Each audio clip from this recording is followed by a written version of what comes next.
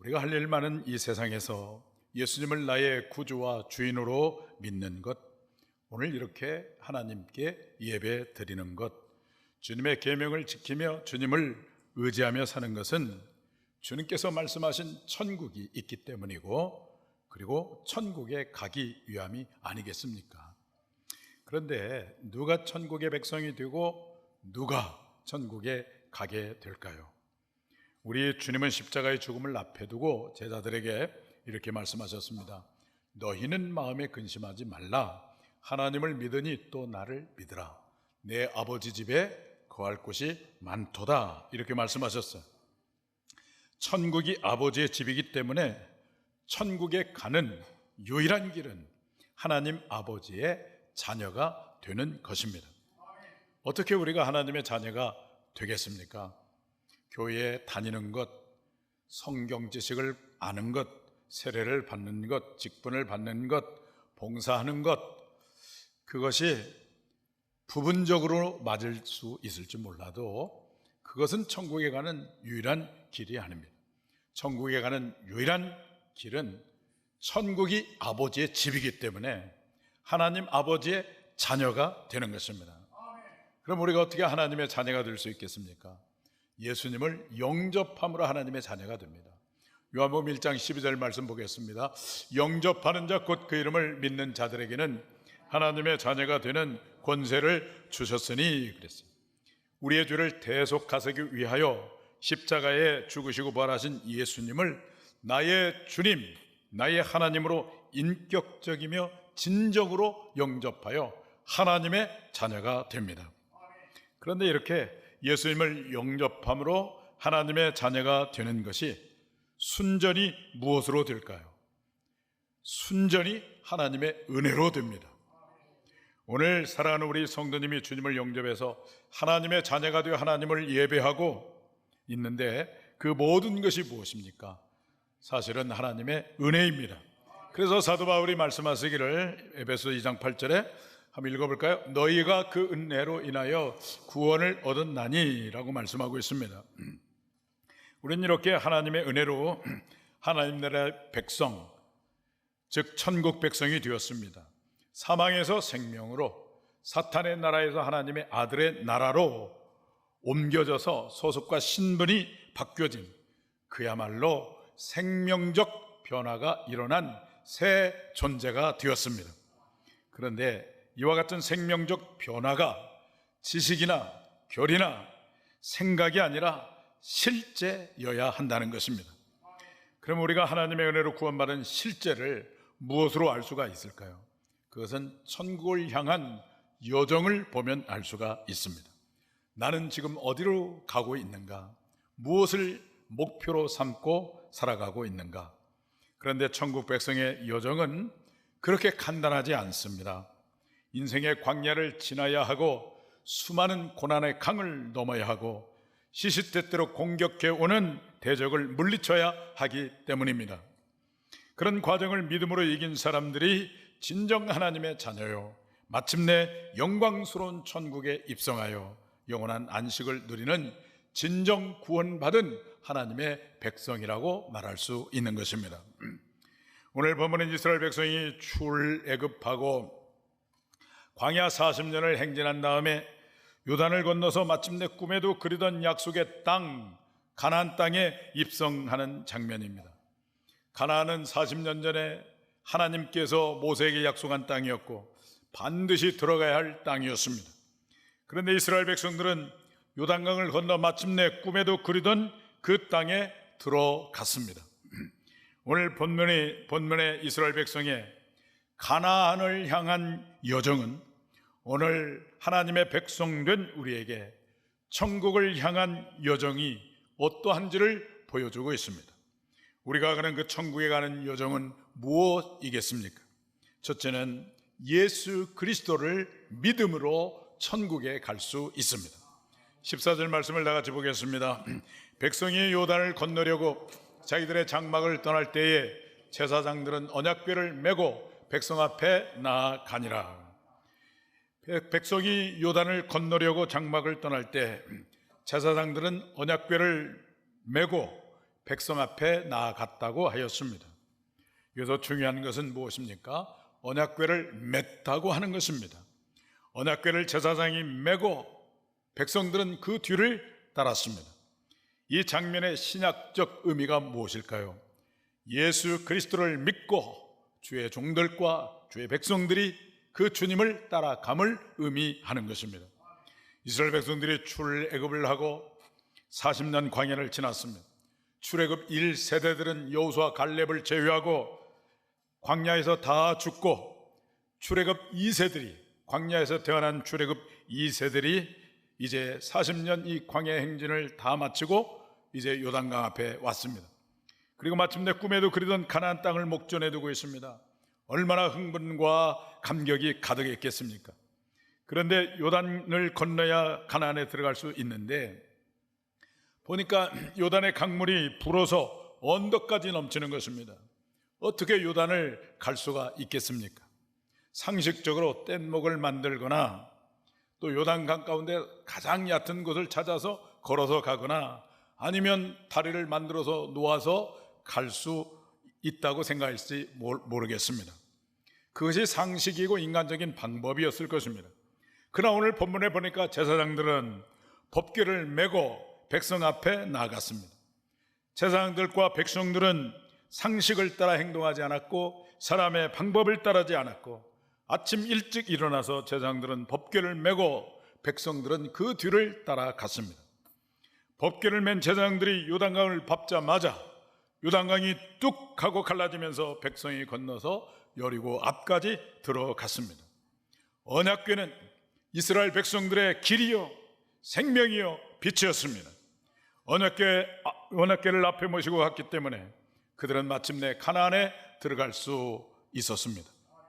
그러나 사실 언약궤의 모양은 볼품이 없는 것이었습니다. 1m 남짓한 작은 궤짝과 같은 것이었어요. 그 언약궤는 아카시아라고도 하는 시딤 나무로 만들었습니다. 시딤 나무는 쭉쭉 뻗은 향기나무 나무와 같은 나무가 아닙니다. 광야에서 듬성듬성 나는데 나서 보니까 가시가 있고 목질이 매우 단단한 그런 매우 볼품이 없는 나무였어요. 그런데 그런 볼품 없는 나무가 우주 안의 최고의 물건인 법궤의 재료가 되었던 것입니다. 여러분, 우리 주님의 육적인 모습을 보면 학벌이었고 가난하고 외모도 아름답지 못하고 사람들이 비웃는 나사렛 출신이었습니다. 이사야 선지자는 이런 예수님이 오시기 700년 전에 정확하게 예언했습니다. 이사야 53장 2절 말씀을 보겠습니다. 그는 주 앞에서 자라나기를 연한 순 같고 마른 땅에서 나온 뿌리 같아서 고운 모양도 없고 풍채도 없은즉 우리가 보기에 흠모할 만한 아름다운 것이 없도다. 예수님의 외적인 모습은 마른 땅에서 나온 줄기 같고 고운 모양도 없고 풍채도 없고 흠모할 만한 아름다운 것이 없다고 그랬어요. 그래서 예수님께서 자기 땅에 오셨지만 자기 백성이 영접하지 않았습니다. 그런데 사실은 그 예수님이 누구십니까? 참 빛이시고 참 생명이시고 구원을 이루는 유일한 길이 되시는 분이 아니십니까? 히브리서 9장 4절을 보시면은 언약궤 안에 세 가지가 있음을 말씀해주고 있는데 만나를 담은 금 항아리, 아론의 쌍난 지팡이, 모세가 받았던 언약의 두 돌판, 이 세 물건이 있습니다. 만나는 하나님의 공급과 신실하심을 상징하고 지팡이는 하나님이 주신 권위를 상징하고 두 돌판은 하나님의 언약을 상징하는데 이것을 종합하면 하나님께서 공급해 주시는 하늘의 복과 땅에서 누리는 풍성한 축복을 의미하는 것입니다. 언약궤를 소유하면 천국을 기업으로 얻고 누릴 뿐만 아니라 이 땅에서는 풍성한 복을 누리게 되는 것입니다. 이것이 바로 무엇입니까? 예수님을 믿는 것입니다. 언약궤이신 예수님을 믿는 것입니다. 여러분, 예수님 안에는 온갖 지혜와 지식과 보화가 가득합니다. 예수님은 저 2000년 전에 오신 그 역사의 작은 한 페이지를 장식하는 분이 아니라 예수님 안에 모든 인류의 역사와 흥망성쇠가 다 들어있는 것입니다. 예수님 안에 구원과 생명과 풍성함과 천국이 있는 것입니다. 그리고 그러므로 우리가 목숨을 걸고 붙잡아야 할 것은 예수 그리스도이신 것입니다. 사랑하는 여러분, 이 땅에서 주님이 주시는 영적인 부유를 누리며 동시에 영광스러운 천국에 가는 길은 이스라엘 백성들의 제사장들이 언약궤를 메고 갔던 것처럼 오직 우리는 예수님을 믿고 예수님을 의지하며 나아가야 하는 것입니다. 어린 양이 어디로 인도하든지 그 길을 가야 하는 것입니다. 우리가 모두 어린 양이 어디로 인도하든지 따라가므로 사탄의 권세를 이기고 마침내 천국에 다다라서 영광스러운 새 노래를 부르는 천국의 주인공이 바로 여러분들이 되시기를 주님의 이름으로 축복합니다. 어떻게 천국의 여정을 갈 수가 있겠습니까? 첫째, 예수 그리스도를 믿음으로 천국에 들어갈 수가 있습니다. 둘째는 여러 가지 환난과 고난을 겪어야 천국에 들어갈 수 있습니다. 15절 말씀을 다 같이 보겠습니다. 요단이 곡식 거두는 시기에는 항상 언덕에 넘치더라. 궤를 맨 자들이 요단에 이르며 궤를 맨 제사장들의 발이 물가에 잠기자. 그래서 이스라엘 백성이 요단을 건널 때는 곡식 거두는 때여서 유대력으로 4월달에서 5월달인데 이때는 저 헐몬산 꼭대기에 항상 그 눈이 쌓여 있는데 그 눈이 녹아서 내려가지고 요단강이 범람하는 때였습니다. 강물의 깊이가 3m에서 4m 정도 되고 강물의 넓이가 30m 정도 되는 그러한 이 요단이 이게 범람하는 때였어요. 인간적으로 그걸 넘어갈 수가 없어요. 넘어가려고 하면 어린이나 노약자들은 급류에 휩쓸려서 죽을 수밖에 없습니다. 그런데 그럼에도 불구하고 요단강을 건너가야만 가나안 땅을 들어갈 수가 있었던 것입니다. 가나안에 가기 위해서는 범람하는 요단을 건너야 하는 것이 오늘 우리에게 주는 메시지가 무엇일까요? 천국에 가는 길은 아름답고 화려한 꽃으로 장식한 꽃길이 아니라 자가용을 타고 달리는 환한 아스팔트 길이 아니라 천국에 가는 길은 십자가의 길이고 고난의 길이라고 하는 것입니다. 그래서 우리 주님은 산상수훈에서 우리에게 말씀하시기를 좁은 문으로 들어가라 말씀하셨어요. 마태복음 7장 13절 14절 말씀 보겠습니다. 좁은 문으로 들어가라. 멸망으로 인도하는 문은 크고 그 길이 넓어 그리로 들어가는 자가 많고 생명으로 인도하는 문은 좁고 길이 협착하여 찾는 자가 적음이라 그랬어요. 뿐만 아니라 예수님은 자기를 따르는 제자들에게 이렇게 말씀했습니다. 마태복음 16장 24절 보겠습니다. 이에 예수께서 제자들에게 이르시되 누구든지 나를 따라오려거든 자기를 부인하고 자기 십자가를 지고 나를 따를 것이니라 그랬어요. 주님의 제자는 십자가를 지고 주님을 따르는 사람입니다. 그 십자가는 우리 카페 그림에 있는 것처럼 걸고 다니는 것이 아니라 메고 다니는 것입니다. 십자가는 낭만이 아니라 매우 잔인한 형틀입니다. 못 박힘, 피 흘림, 고통의 상징입니다. 요한계시록 13장을 보시면 주님께서 재림하시기 전 사탄이 온 세상을 삼키고 믿음의 사람들을 핍박하는 장면이 나옵니다. 바다에서 올라온 짐승이 있는데 우리가 흔히 적그리스도라고 하는데 이 바다에서 올라온 이 짐승에게 사탄이 용이 절대적인 권세를 줘요. 막강한 권세를 줍니다. 그래서 사람들이 누가 이 짐승과 같은가? 누가 이 짐승과 더불어 싸워서 이길 자가 있는가? 아무도 짐승을 이길 수가 없어요. 정치, 경제, 종교의 모든 권력을 한 손에 딱 쥐고 온 세상을 통치하는 존재가 짐승이거든요. 이 짐승이 하나님을 향하여 비방하고 하늘에 사는 자들을 비방합니다. 요한계시록 13장 6절 말씀 보겠습니다. 짐승이 입을 벌려 하나님을 향하여 비방하되 그의 이름과 그의 장막 곧 하늘에 사는 자들을 비방하더라 그랬어요. 하늘에 사는 자들이 무엇을 의미할까요? 바로 우리 성도를 의미합니다. 그 성도를 비방하고 성도들과 싸워서 어떻게 되느냐? 짐승이 이기게 된다고 말씀하고 있어요. 13장 7절 보겠어요. 또 권세를 받아 성도들과 싸워 이기게 되고, 이 말은 사탄이 완전히 승리한다는 것이 아니라 일시적으로 승리한다는 의미입니다. 주님을 믿는다는 이유로 핍박하고 죽이고 경제 활동을 못하게 합니다. 그래서 어떤 일이 벌어지냐면은 요한계시록 13장 10절을 보시면은 한번 읽어볼까요? 사로잡힐 자는 사로잡혀 갈 것이요 칼에 죽을 자는 마땅히 칼에 죽을 것이니. 사로잡혀가는 사람이 생기고 칼에 죽는 사람이 생기게 된다는 것입니다. 그러나 이런 상황에서 우리는 어떻게 해야 되느냐? 끝까지 견딜 때 그럼에도 불구하고 우리는 승리한다는 것입니다. 그래서 요한계시록 13장 10절 말미에 이렇게 말씀하고 있어요. 읽어보겠어요? 성도들의 인내와 믿음이 여기 있느니라. 끝까지 견디고 끝까지 믿으면 우리는 승리한다는 거예요. 그래서 마태복음 24장 13절에도 그러나 끝까지 견디는 자는 무엇을 얻으리라? 구원을 얻으리라, 이렇게 말씀하셨어요. 천국에 가는 성도에게 고난은 필연적이고 숙명입니다. 그러나 여러분, 현실은 어떻습니까? 십자가 없는 구원, 고난 없는 축복, 희생 없는 형통을 바라고 있는 것은 아닐까요? 그렇다면 과연 거기에 구원 있고 천국이 있다고 말할 수가 있겠습니까? 사랑하는 여러분, 우리가 하나님의 은혜로 천국의 백성이 되었지만 그 천국 백성됨의 실제는 영혼을 섬기는 것 때문에, 주님의 계명을 지키는 것 때문에 겪는 고난과 아픔과 고독의 십자가를 경험하는 것입니다. 우리가 모두 주님을 따라서 고난의 십자가를 달게 짐으로 여러분 모두가 마침내 천국의 영광을 누리는 모두가 되기를 주님의 이름으로 축복합니다. 어떻게 천국의 여정을 갈 수가 있겠습니까? 첫째는 예수 그리스도를 믿음으로 천국에 들어갈 수가 있습니다. 둘째는 여러 가지 환난과 고난을 겪어야 합니다. 그러나 세 번째는 예수님을 따라가면 모든 환난과 고통을 이길 수가 있습니다. 17절 말씀 보겠습니다.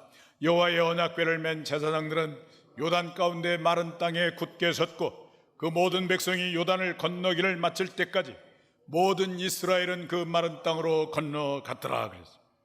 언덕이 넘치는 요단강을 제사장들이 언약궤를 메고 가다가 발을 밟았을 때 물길이 뚝 끊어졌고 언덕까지 넘쳤던 요단 강물은 마른 땅이 되었습니다. 언약궤를 맨 제사장들은 요단강 중앙에 있고 이스라엘의 모든 백성들, 약 250만 명의 백성들은 마른 땅을 건너는 놀라운 기적을 체험하였습니다. 언약궤를 맨 제사장들의 발은 요단강 중앙에 그대로 멈추었고 백성들이 요단을 건너는 것은 무엇의 능력이었습니까? 사람의 힘과 지혜가 아니라 바로 언약궤의 능력이었습니다.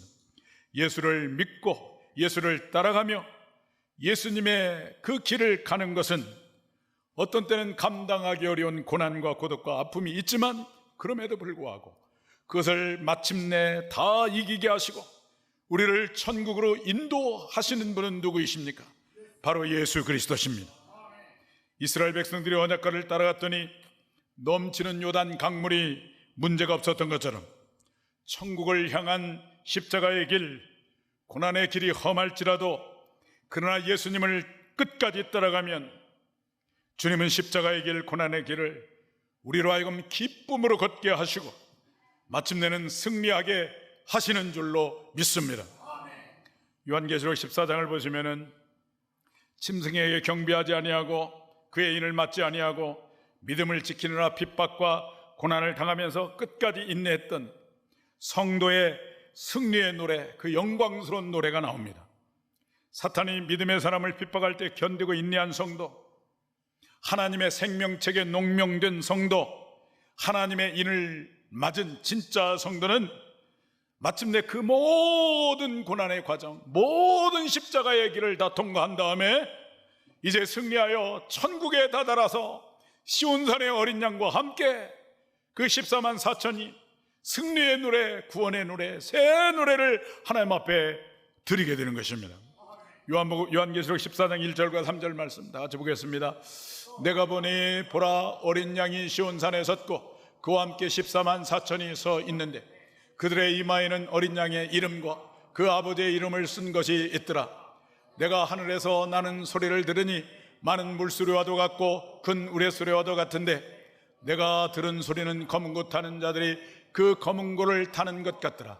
그들이 보좌 앞과 내 생물과 장로들 앞에서 새 노래를 부르니 땅에서 속량함을 받은 14만 4천 밖에는 능히 노래를 배울 자가 없더라. 땅에서 속량함을 받은 누구밖에는 이 노래를 부를 자가 없습니까? 14만 4천 밖에는 이 노래를 부를 자가 없도다. 14만 4천이 누굽니까? 신천지가 말하는 14만 4천입니까? 아닙니다. 구약의 12지파와 신약의 12사도와 곱하기 만을 해서 구약교회와 신약교회 모든 땅에서 속량함을 받은 구원받은 성도를 14만 4천이라고 말하고 있는 것입니다. 그들이 생명책에 농명된 자들이고 하나님의 인을 받은 사람이고 짐승에게 경배하지 않은 사람이고 핍박과 고난을 이기고 십자가의 길을 걸었던 사람들이에요. 그들이 저 천상에서 저 시온산의 어린 양과 함께 검은 고를 가지고 승리의 노래, 구원의 노래, 그 승리의 노래, 구원의 노래를 요한계시록에서 새 노래라고 그래요. 오늘 여러분의 찬송이 날마다 부르는 찬송이지만 새 노래가 되기를 축복합니다. 구원의 기쁨과 감격, 영적 싸움에서 승리한 그 희열, 그 기쁨을 가지고 하나님을 찬양하는 찬양이라고 한다면 그 찬양이 하나님께 드려지는 새 노래인 것입니다. 천국의 여정은 쉽지 않습니다. 거친 광야를 지나야 하고 수많은 사탄의 공격과 핍박을 견뎌야 하고 주님을 따라서 고난과 십자가의 길을 가야 합니다. 그렇지만 주님을 의지하고 나아가면은 결국은 승리하는 것입니다. 여러분, 우리가 신앙생활할 때 실망할 때, 낙심할 때, 근심할 때가 언제입니까? 주님을 바라봐야 할 시선을 환경을 바라보거나 사람을 바라보거나 물질을 바라보면 금방 실망하고 금방 낙심하고 금방 좌절하지 않습니까? 그러나 어떤 고난과 아픔 속에서도 나의 시선을 주님을 향하여 고정하고 주님을 바라보면 그때부터는 주님의 일하심을 보게 되고 어떤 찬양의 가사처럼 나의 모든 사건은 주님의 역사가 되고 우리는 주님을 간증하는 간증의 주인공이 되는 줄로 믿습니다. 어느 날 제자들이 갈릴리 바닷가를 건너갔어요.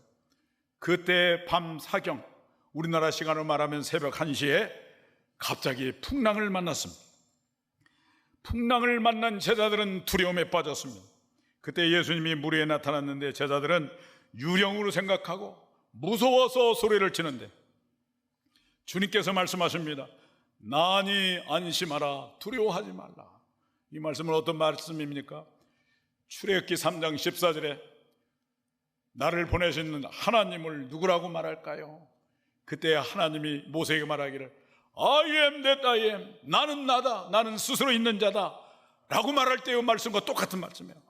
나니 안심하라, 두려워하지 말라. 이 말이 무슨 말이죠? 예수님이 나는 하나님이다, 이 천지 만물을 만드신 창조자이시고 만물을 다스리는 분이 풍랑을 잔잔케 하는 하나님이다, 그 말이에요. 베드로가 그때 만일 주시어거든 나에게 명하여 물 위로 오라 하소서. 주님께서 오라 그러니까 베드로가 배에서 내려서 물 위를 걸어가는 거예요. 그러다가 갑자기 바람 물결을 보고 바람을 보니까 두려움에 빠져가지고 물속에 풍덩 빠졌습니다.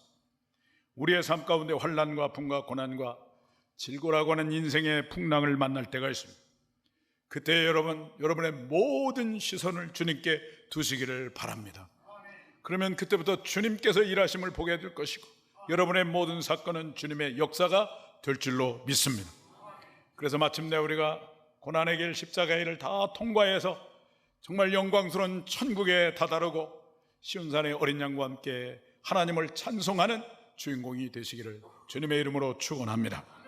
사랑하는 성도님들, 우리 성도는 예수님을 믿고 따라가는 사람입니다.